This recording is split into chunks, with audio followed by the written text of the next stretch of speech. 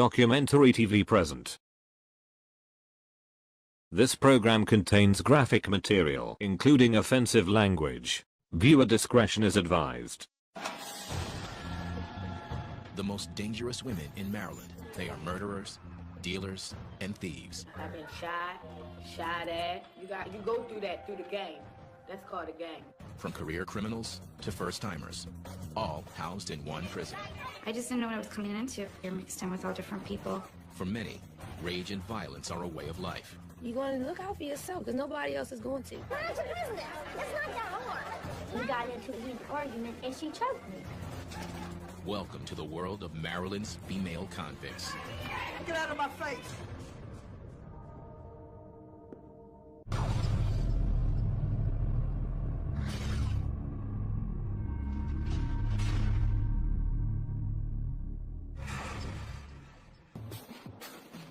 Jessup, Maryland, outside of Baltimore. Home to the only prison for the state's female felons. Killers, kidnappers, addicts. They all land here at Maryland Correctional Institution for Women, or MCIW.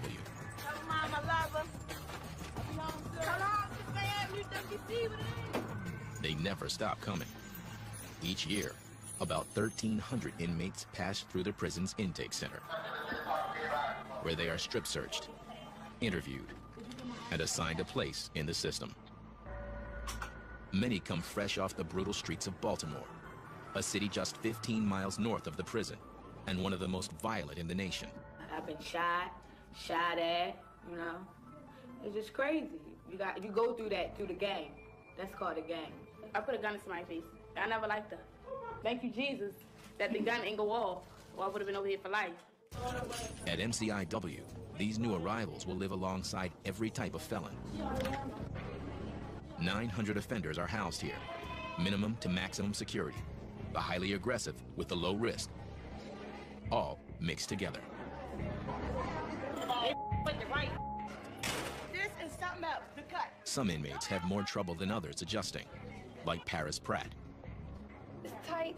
I have had roommates where I had to get them out because I don't have a lot of patience these days with the foolishness and all of the craziness that people bring to your room. I don't decorate. I haven't decorated this cell because I don't want to feel like this is my home. Paris arrived a year ago and is still struggling to settle in. Some days I wake up good, other days I wake up bad, other days I wake up feeling very homicidal. Though only 25 years old, she will be here for the rest of her life. Abandoned as a teenager, Paris started dealing crack to support herself on the streets. Now, she's been convicted of killing a 16-year-old boy in cold blood. I was convicted of first-degree murder, and I was sentenced to a life sentence plus 25 years with no parole. I've been painted this picture as a monster. Paris was the first woman sentenced to life without parole in Montgomery County, a middle-class suburban area outside of Washington, D.C. I fired 2 shots. He fell backwards, fell on his back, was laying on the ground, trying to get up, but it's like he couldn't. Police say she thought the boy was a snitch. She claims that it was self-defense. Things got ugly. When his hand came out of his pocket a little bit, I saw the knife in his hand. So my first instincts, just like anybody else, was to defend myself. Paris is trying hard to keep herself in check behind bars. If she breaks the rules, she'll wind up in segregation or lock. If somebody touches me, I'm definitely going on lock, because I'm definitely going to defend myself. Lock is the unit reserved for the highly violent and explosive. Offenders are confined to their cells 23 hours a day. It's the last place inmates want to be. I haven't been on lock, thank God, but because I have an attitude. I do have an attitude. You're going to look out for yourself because you have to, because nobody else is going to. If I stand here and I let somebody stab me in here, I'm stabbed. They're not going to give a damn about what caused it, who did what, or whatever. The first thing I'm going to do is say, oh, okay, you did it, lock her up. It's up to officers like Captain Hannah to keep Paris and other inmates under control. In her 20-year career, this wife and mother of 3 has come across every type of criminal, male and female. She knows that these women are dangerously on the edge. You're working with people who have committed crimes, have the potential to commit more crimes, so that's the danger element. You're working with people who are unstable, have a lot of mental health issues, emotional issues, and some people just not going to like you just because. This afternoon, Captain Hannah is making rounds on the prison campus, making sure inmates are inside, getting ready for daily count.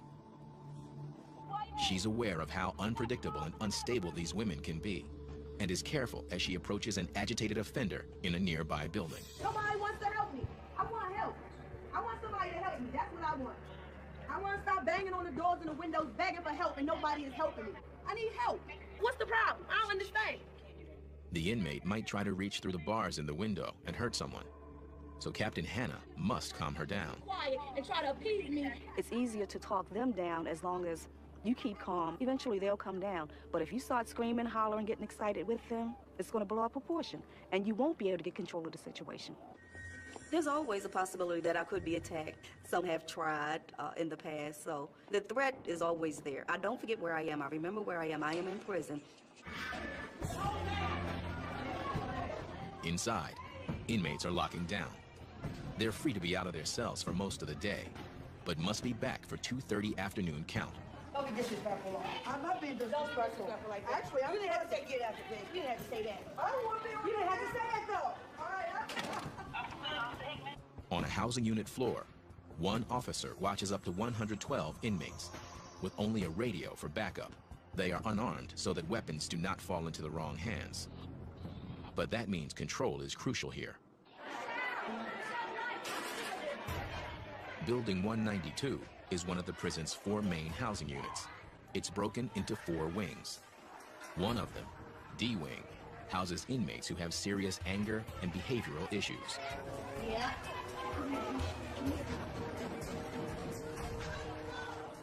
I mean, it's just a bunch of chaos. People banging on the door. She wants to kick and bang, scream, and cuss out the police, or cuss out the inmates walking past her door. Whatever, just stuff like that. Inmate Christy Seal has trouble getting along with others, so she lives alone in her 8x5 cell. I got an anger issues real bad, and me dealing with my anger issues, I couldn't be somebody's roommate. Christy is serving a 5-year sentence for attempting to sell crack. This marks Christy's 3rd trip to the prison. An addiction to crack cocaine keeps bringing her back. I can't stop getting high. It's just, I guess it's a mind over matter thing. But Christy is determined to make this her last trip to MCIW. She hopes to earn her high school diploma while behind bars. She's also working hard to get out early. For the first time, a family is waiting for her on the outside. All my life, I've never had my mother. Now I'm 33 years old, and now my mother's decided at 51 years old, she wants to decide to be a mother to me. She's decided she don't want the drugs. She wants a life of being around me and my sister. Christy hopes if she behaves herself, she can make parole and leave prison in 2 years instead of 5.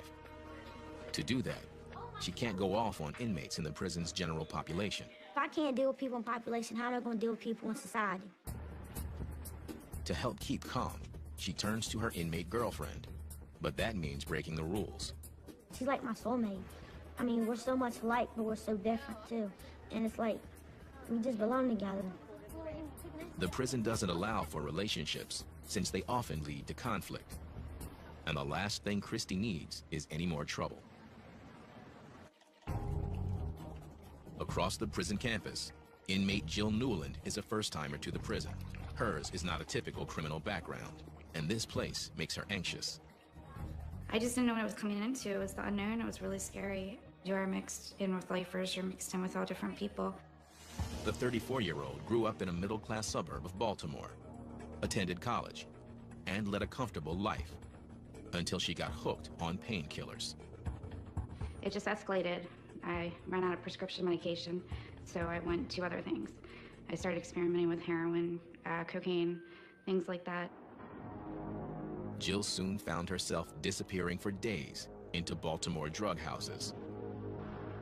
People were dealing drugs out of the house, constantly people in and out, probably up to 60 to 70 people in the house at a time. It's just crazy where drugs lead to. She eventually turned to crime to support her habit. Convicted of first-degree burglary, Jill got an 8-year sentence, but was put on probation. She violated her probation and is now doing hard time. Prison is tough enough for first-timers, but for Jill, it's proving even harder. She was 3 months pregnant when coming to prison, but then found out she is having twins when she arrived. I didn't know I was having twins till I got down here. So it was a joyful occasion, then it was sad. The girl we're gonna name Savannah Hope, and the boy is gonna be Jacob. Jill already has a 3-year-old daughter and a 1-year-old son, both of whom live with her husband. My two at home, I don't really talk about that much. It's like a sore subject because I sit there and it's hard to deal with. You know, one day I was there, next day I'm gone. I really wasn't being a good mom because a good mom doesn't get high. In this prison, pregnant inmates are treated like everyone else. I thought like they'd have a whole little pregnancy area and like, you know, I thought it'd be different, not really mixed in with general population. I was nervous about that at first because I was thinking if there was a fight, you know, it's very easy for me to, you know, get bumped into. Anything could happen, and yeah, that scared me. I mean, you have to watch yourself. Because she is carrying twins, Jill's pregnancy is considered high risk. Twins are often premature, and her past drug use could compromise the baby's health. As her due date nears, the prison has confined Jill to the infirmary, a small wing separate from the main housing units. Security cameras monitor these women 24/7 in case something goes wrong. I'm really concerned about their health. I mean, I think their health is good, but it's still scary because you don't know. I mean, I won't know until the babies are born. As it's getting closer, it's getting worse. But I can't do anything about it, so I've just tried to deal with it. I have to take it one day at a time and just hope for the best. But Jill will have to deal with far more than she expects in the days to come.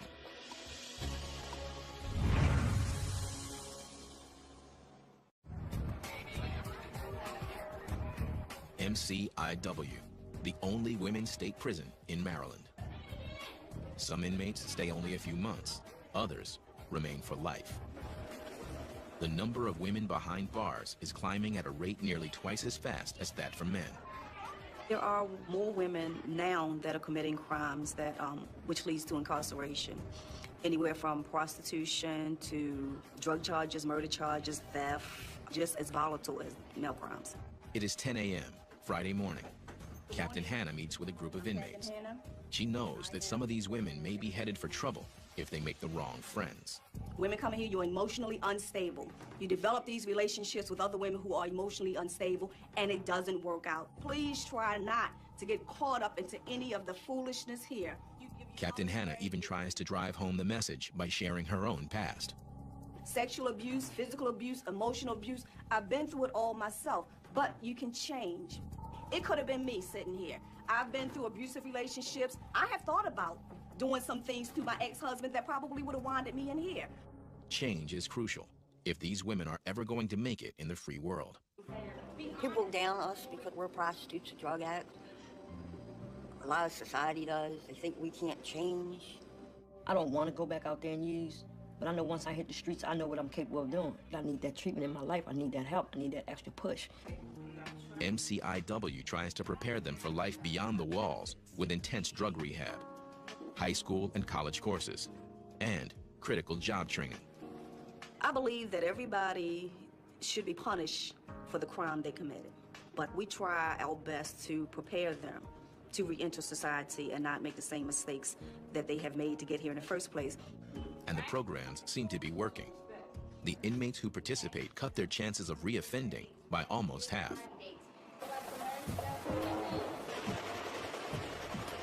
The prison SoShop offers some of the best training.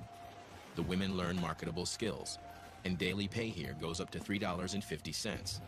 Behind bars, that's a big paycheck, and it's considered a privilege to work here.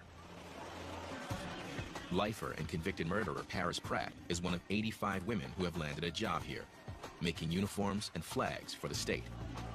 The work keeps Paris busy and keeps her mind off being locked up.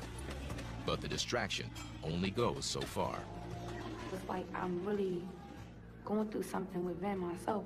Wake up, you're around the same people, doing the same dumb stuff.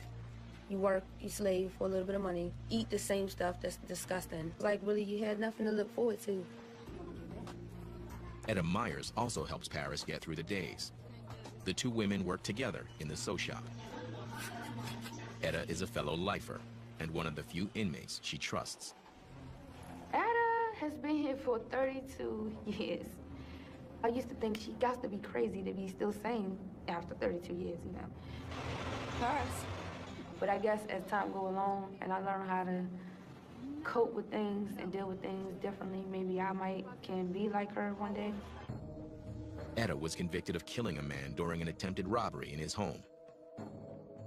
I got locked up in 1977 for murder in the first degree with a handgun. Before I came to jail, I was married. I was a drug addict.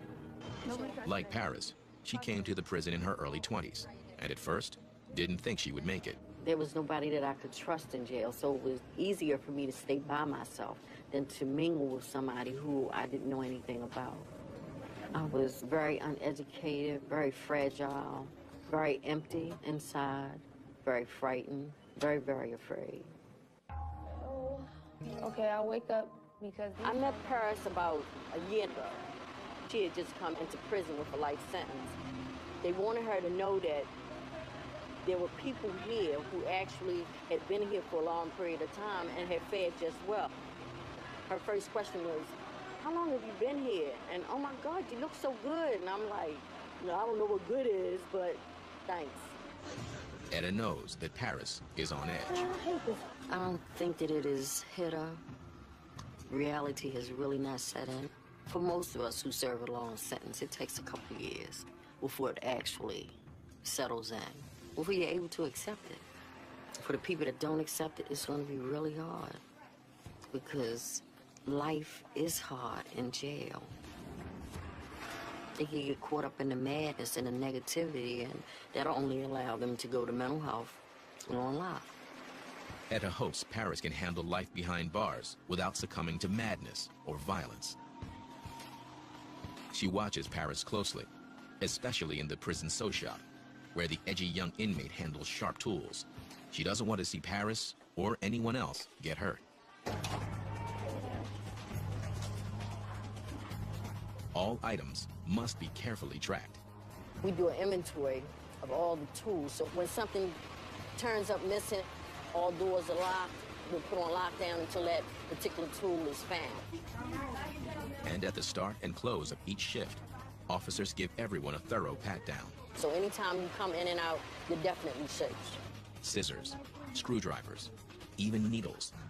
In the hands of an angry inmate, they could easily become lethal weapons. It's almost 11:30, lunchtime, and a large crowd is gathering in the chow hall. With so many inmates in one place, a lot can go wrong in just seconds. Inmate Christy Seal has been working hard to stay out of trouble and to make parole.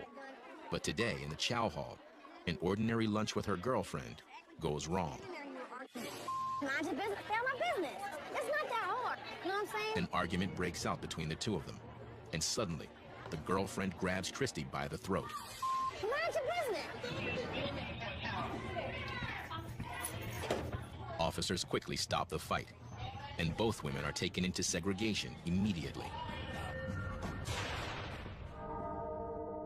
I'm just trying to tell you, you shouldn't have to lock me up. I didn't do nothing. I didn't put my hands on nobody. So why they got handcuffs and nobody's trying to explain nothing to me?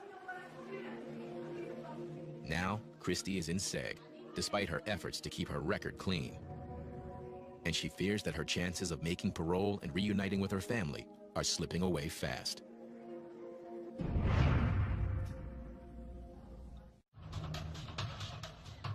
Thursday morning at Maryland Correctional Institution for Women. Here, behind the mesh of razor wire, 900 of the state's worst female offenders are forced to live together. At any given time, about 20 of these inmates are pregnant. Among them is convicted burglar and drug addict Jill Newland, who is expecting twins.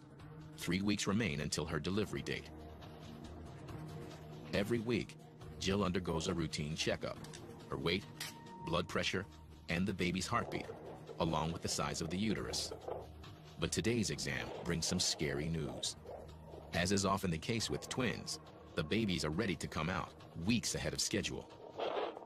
Jill must head to the local hospital immediately. The anxiety started building up with the fact of knowing that it was coming to an end, and reality set in a little, and it's just a scary situation. But even now, security cannot be compromised.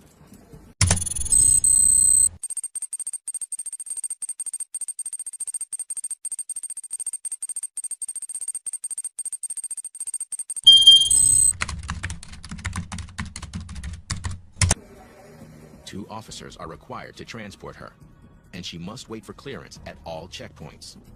Pregnant or not, she's still treated as a dangerous felon. I'm embarrassed and I'm upset that I put myself in a situation to have to. They're pregnant and handcuffed. It just seems like they're surreal. It's like everything's just happening, and I feel sometimes like what's going on, is this real? The hospital is only 15 miles away, but it's a long drive for Jill. She doesn't know what this early delivery might mean for the unborn twins. Inside the prison gates, the grounds are unusually quiet. A prisoner is coming out of segregation, and Captain Hannah has cleared the entire area. All outdoor movement stops whenever an offender leaves her segregation cell. An officer escort always stays close by her side. It's all about keeping the inmates safe from attack. There's not supposed to be any inmates on the grounds. When the cell gets moved, it's our responsibility to protect that inmate because they are handcuffed. So if something happens, they cannot defend themselves. If they're fighting somebody and that person has friends out in general population, then they could be a possible enemy. The extra security also protects the staff from getting hurt. Officers know they can never let their guard down when dealing with convicted criminals. Captain Hannah learned this the hard way. As a young officer, she survived a vicious inmate attack. It took months for her to recover. I had been on the job approximately 4 months, and I was attacked by an inmate, maximum security prison. Segregation inmate ran down the tail, jumped me from behind, and he stabbed me. The shoulder, the back, the side of the face. I was stabbed 5 times. At first, I didn't even know that I was being stabbed because it just felt like punches. I came back to work because I knew the risk involved when I took the job. You could lose your life in prison. Lieutenant Parker to all OICs, 1021 shift. Captain Hannah to all units, resume your movement, resume your movement. The attack is a constant reminder of how dangerous her job can be, especially when handling the volatile inmates housed in segregation. Also known as lock, the 48 cells in seg are reserved for the prisoners who break the rules. In lock, inmates are confined to their cells nearly every hour of every day, with only 2 showers a week. Inmates say it's dark and loud and frightening. For the prison, it's the ultimate discipline. For inmates, there's nothing worse. It can stay with them long after they get out. I used to be terrible at one point. I made a change in my life not to go back over there because it's not worth going over there. And now that's really how. You lose your mind. You get absolutely nothing. So you're sitting in this little cell, and I mean, people scream out the windows all night and sing. I mean, they do anything that they possibly can to keep their mind off of what they're going through. Man, lock is horrible. You never come out your cell. You got all this time to sit in there and just look at walls and think and talk to yourself. I mean, who wants to be over there and be miserable like that? I know I don't. I'm in school. I'm trying to do what I need to do to get out of here. I'm not trying to make my time stop by going in the lock. You know what I'm saying? And I'm telling you, you don't want to go over there. Christy Seal has just come out of lock after fighting in the cafeteria with her inmate girlfriend. My girlfriend is a liar. I'm finding out a lot of things that she's doing, being sneaky, being phony with stuff. I found out she was telling somebody that I need her. I don't need you, miss. Are you crazy? And we got into it in the cafeteria, and we got into a heated argument, and she choked me. This was Christy's first trip back to seg in months. Luckily, she was cleared of all charges this time. The prison ruled the instigator was Christy's girlfriend, who remains in lock. She's always putting her hands on me. There's a scratch mark on my neck where it's healing up right there. She did that. You know what I'm saying? So I'm constantly smacking her back because I'm not going to keep allowing you to put your hands on me and think I'm not going to smack you back. Hearing about the fight with her girlfriend, Captain Hannah brings Christy in for a talk after she is released from seg. So what do you plan to do now? I'm gonna try to stay away from him. And I did say try. We do not condone these relationships, but we know they do happen. And it doesn't work out. There are fights. The women may do certain things or act certain ways towards other inmates just to make this particular one jealous, and it creates a lot of problems. My anger took over because I couldn't. It felt like I couldn't breathe. I felt like everybody was ganging up on me. You have to be able to handle your anger issues. What do you have planned for when you leave here? If you don't have a plan, you're going to be back here. What about your education, college degree? Do you have your high school diploma? I can't get it. Well, why? Because I ain't smart enough yet. Yes, you are. Don't say that. I mean, I waited till I was an old lady before I got my bachelor's degree, but I did it. Issues come about. Hannah reminds Christy that she needs to stay focused on getting out and staying out of prison. That I want you to focus on. You're going to be okay. I just want you to focus on you. Yeah. You getting better. You healing emotionally. Because when you leave, and you will be leaving, I want you to stay gone. I do too. Yeah, because I'm tired of seeing you in here. I'm tired of seeing myself in here. I'm tired of seeing myself in here. Christy is going to work hard to avoid any more trouble. But while Christy is now out of SEG, 25-year-old murderer Paris Pratt has landed there for the very first time. She's been accused of spitting on another inmate, which is a serious offense here. Major Carrington is a 21-year veteran of MCIW. She leads the team that is investigating the case. Spitting on somebody is considered assault because that's another person's body fluid being put on somebody. Spitting, throwing urine, throwing feces, that's considered assault. It started innocently, with Paris and a friend horsing around. But then it got out of hand. Because the case involves assault, both inmates will stay on lock until officers sort out the truth. Paris says she was unjustly accused. Nobody even cares enough to actually look into something and find the truth in it. And I think it's unfortunate that I have to sit in here and do all of this time and go through all of this and be miserable in here.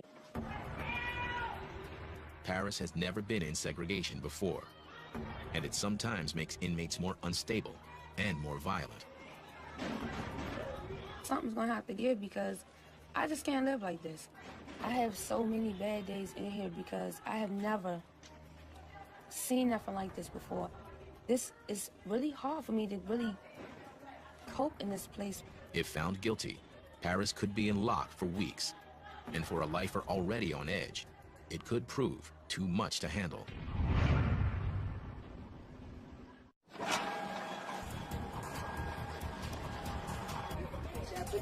3 p.m. at Maryland Correctional Institution for Women. A new shift takes over. And for their own safety, officers conduct a careful shakedown of the cell houses. Every day, every time a shift changes, each officer that comes on, they have to do a search of the common areas. Officers regularly shake down individual cells, but inmates also like to stash contraband, such as razors and drugs, in the common areas. If they want to hide it for somebody else to get, they will hide it in the common area. That way anybody can go get it. There's no claim to any specific person, so if you find it in the common area, you cannot say this belongs to this particular inmate. They're very creative in how they hide things. They would hide stuff inside the trash can because they know nobody really wants to put their hands on that because it's unsanitary. They can hide stuff behind the paper, so you have to look under that to make sure that there are no razors, tobacco, anything hidden behind that. You have marijuana, heroin, pills, and a lot of times women will take other people's drugs, psychotropic drugs, just to get high. If they know that you're constantly searching and that you're being consistent with it, then they're less likely to hide it in these areas. Those caught with dangerous contraband end up in segregation or lock with other rule breakers. Like inmate Paris Pratt, who is just getting out from a 1-week stay on an alleged assault charge. But she's not out of trouble yet. The prison concluded that Paris did not spit on anyone and has dropped the assault charge. But she still faces a hearing on a related violation from that night, aggressive horseplay. If found guilty, the inmate is in danger of seeing more seg time. The charge sounds relatively harmless, but the prison knows how easily things can escalate here. Hearing Officer Bartholow oversees these disciplinary cases. Starts out as some minor type of play, but then someone takes offense to what's occurring in the way of too hard of a bump or some comment being made, and then the fists start flying. Sometimes, prisons allow another inmate to act as a sort of representative for the accused. She argues on Paris's behalf and ensures that she is treated fairly. During these sessions, the inmates must be heavily restrained. We've had incidences in the past where inmates have not been shackled, where either the hearing officer or the officer assigned to the hearing was injured, with someone becoming upset and becoming physical as a result of the decisions that are made. Hearing Officer Bartholow reads the report from that night. At approximately 6:40 p.m., while observing inmates returning from dinner, I observed inmate Paris Pratt, 923-505, and Crystal pulling each other shirt and chasing each other recklessly. I ordered them to stop horseplaying and ordered them to go into the building. This is not a violent act. It's not a... The inmate representative defends Paris, claiming she played no real part in the incident. So in this case, Ms. Pratt actually did not do anything. They were coming from dinner. She was on her way into the building. She did not, was not reckless in any manner. But this isn't the first time Paris has been in trouble. She's had 3 similar violations in the past, and given her record, Hearing Officer Bartholow is not convinced. Ms. Pratt, after weighing what your representative has presented here through her arguments, what the institution has presented through its evidence, I will find you guilty of a violation of 501. You're obviously having some problems with the rules and your adjustment here. If you don't work with the system, then the system, there are consequences to pay. And if you are found guilty of another violation within the next 3 months, it's mandatory that the hearing officer must impose segregation. That's disciplinary segregation. All right? Paris is lucky, but now walks a very thin line. If she breaks a rule again, Paris returns to lock immediately. Should I be happy? I don't have nothing to say right now. The thought of more seg time unnerves her. I can't live in there. So I can't function positively. It's like a big cage, and it's traumatizing. I went crazy over there. I mean, I didn't know what to do. You're in a cell, all these cages, like you're an animal, yelling, screaming. It was just crazy. Back in the sew shop, Paris tries to return to her routine and focus on work, but she can't shake off her anger over the day's events. I'm frustrated. This whole situation, I'm just sick of this institution. Like, I'm sick of this place. I'm sick of it because they all full of shit. Probably gonna get in trouble for saying this, but I don't even care no more. I don't. Paris knows her outburst could lead to more trouble, but controlling her frustration may prove even harder now. Outside of the prison, at the local hospital, Jill Newland has just given birth to 2 babies, Savannah Hope and Jacob Michael. The girl is, 6 pounds, 3.8 ounces, and the boy was 5 pounds, 4.3 ounces. So. Both are healthy. I was concerned when I first got here, how everything was gonna go, just being the high risk, but everything went okay. And I was very thankful. But even now, in the hospital, Jill is reminded that she is a convicted felon, as well as a new mom. Officers, rather than family members, stand by her bedside for the big occasion. The officers stay in the room with me. They don't stay outside the room. You can't just call your family and just expect everybody to come see you, because it's a breach of security. I get really mad at myself. I'm like, look what I did now. Like, Jill, like, how stupid can you be? It's to let yourself get to this point. I mean, I should be with my family, with my husband, with his family. It should be a joyous occasion for everyone, and here I am in prison giving birth. I definitely think the twins are getting a raw deal.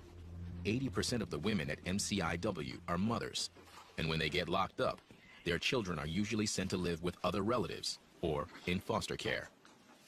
In this case, Jill's husband will take care of the babies. He will pick them up from the hospital later today. I don't know if you can really get ready for something like that, but I guess, I don't have a choice. I like to stop the clock.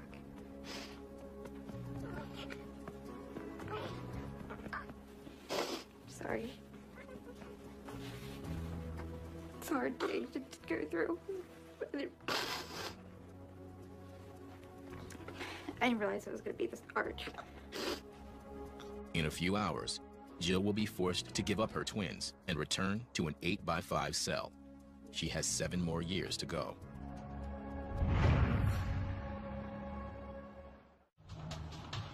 Friday afternoon at Maryland Correctional Institution for Women.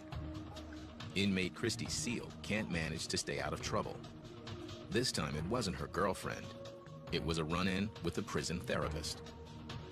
At their weekly meeting, Christy accused the therapist of letting her down and lying to her at the top of her voice. I'm not gonna just accept them to talk to me any old kind of way. And I already have an anger issue. She already knows that. And then she just aggravated me to the point where I blew up in her office. They know that I don't put up with they bull.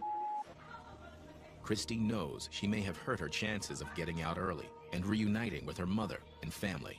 I've been doing so good, and I don't want to lose my winning streak of doing the right thing and making me feel like I'm a loser again. I'm trying to better myself. It's just time for me to do something different with myself. So you coming to the sessions tonight? I used to never cared, and now I care because I have a family to go home to. I got a family that's waiting for me. That's something I ain't never had. I can't mess up for them. I'm trying to go home to be with them. Captain Hannah sees inmates like Christy all the time who need real guidance to turn their lives around. Sometimes it takes a couple of times just to get it right. It takes a couple of times just to realize this is not a joke. I need to get my life in order. You do what you can to help them out. Inmate and new mother Jill Newland is back in her cell. Her newborn twins are gone, taken home by her husband. The baby just talks to me on the phone all day, you know, and then I want to talk to the babies 100 times a day, and they can't talk back. And I miss the twins a lot, but right now it's like split emotions because I really want to be with my kids, but at the same time, I keep saying, what good am I to my kids like that, you know? And you're not. You can't take care of children and be high. Jill is ready to return to the prison's intensive drug treatment program. She's fiercely determined to stay clean for good.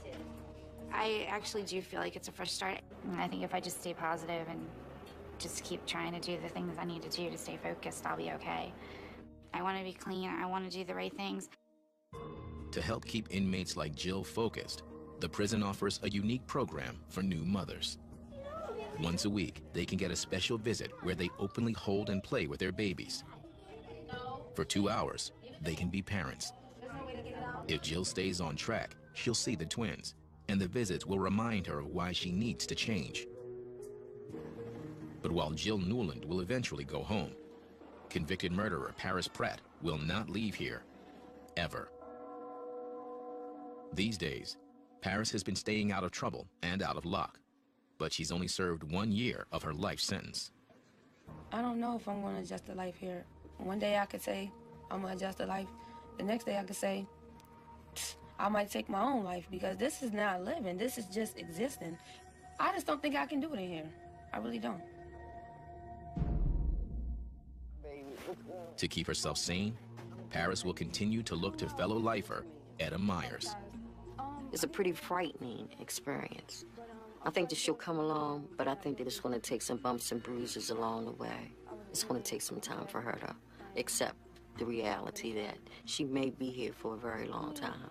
I was going through it, so I probably will get there if I have to be here for years and years and years and years. You know what I mean? You have no other choice because you have to deal with it, but I'm just not there yet. Only time will tell if Paris can adjust. Everybody has an issue when they come in here. There's a reason why they did what they did. And what we try to do is to help them, to process it, to look at ways that they can change within. Officers like Captain Hannah try to help the inmates find their way. I don't think that we should ever give up on people.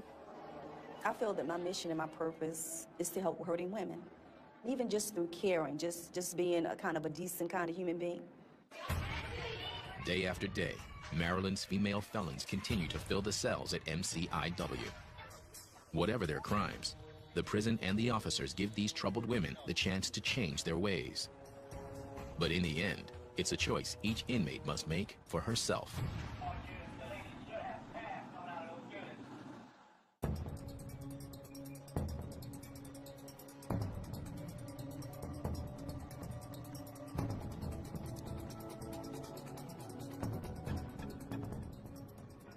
Thanks for watching.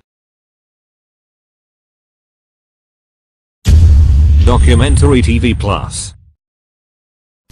If you want a more documentary video, just subscribe on our channel.